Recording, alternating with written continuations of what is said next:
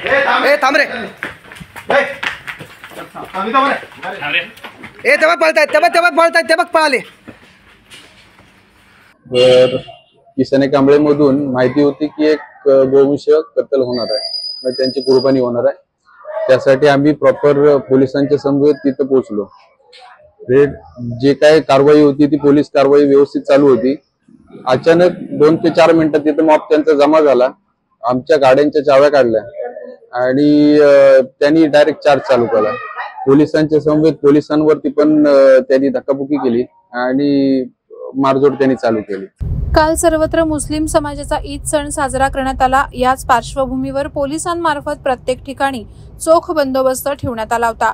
मात्र आज दिनांक 18 जून रोजी महाड तालुक्यामध्ये इसाने कांबळे येथील गोवंशीय जनावरांची कत्तल झाल्याची घटना उघडकीस आली आहे। गोहत्या होणार असल्याची माहिती मिळताच गोरक्षक दिनेश दरेकर, सुमित दरेकर, जयेश जगताप, सागर साळुंखे यांनी घटनास्थळी धाव घेतली आणि गोहत्या करणाऱ्यांना रंगेहात पकडलं।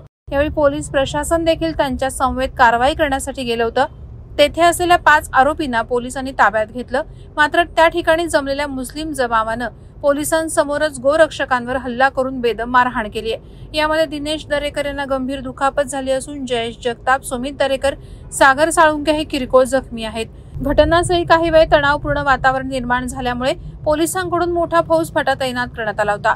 या प्रकरणात महाड MIDC पोलिसांनी आरोपी इम्रान अब्दुल कादिर दळवी, मतीन मुश्ताक कारभारी, दाऊद मोहम्मद अली जुवले, अजीज रऊफ काळसेकर, अहमद सलीम जुवले हे सर्व राहणार इसाने कांबळे अशा 5 आरोपींना पोलिसांनी अटक केली असून सर्व आरोपींवर भारतीय दंडविधान कायदा कलम 307, 353, प्राण्यांचे संरक्षण कायदा अंतर्गत अन्य कलमान्वये गुन्हा दाखल केलाय। या संपूर्ण गुन्ह्याचा अधिक तपास MIDC पोलीस करत आहेत।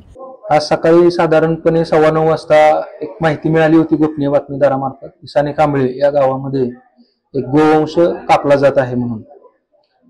मी स्वतः आणि आमचे स्टाफ घटनास्थळी पोहोचलो होतो। आम्ही पंचनामा कारवाई करत असताना त्या ठिकाणी 3-4 गोरक्षक आले आणि त्यामुळं त्या ठिकाणी असणारे कसाई आणि गोरक्षक यांच्यामध्ये मारामारी झाली। लाथाबुक्क्यांनी मारहाणीमध्ये एक गोरक्षक जखमी आहे। सध्या तो उपचार घेत आहे आणि त्याची प्रकृती चांगली आहे। आतापर्यंत आम्ही 5 आरोपींना ताब्यात घेतलेलं आहे। या गुन्ह्यामध्ये 12 ते 15 आरोपी आहेत।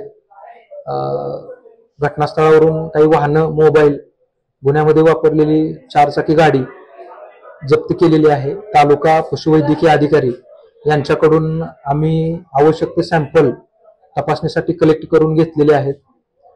गुन्हा दाखल करण्याची प्रक्रिया सुरू आहे। वादळवारा लाईव्ह साठी रामदास चव्हाणसह देवेंद्र दरेकर, महाड। नवी मुंबई व रायगड जिल्ह्यातील ताज्या बातम्या आणि घडामोडींसाठी सबस्क्राईब करा वादळवारा लाईव्ह चॅनल आणि दाबा बेल आयकॉन।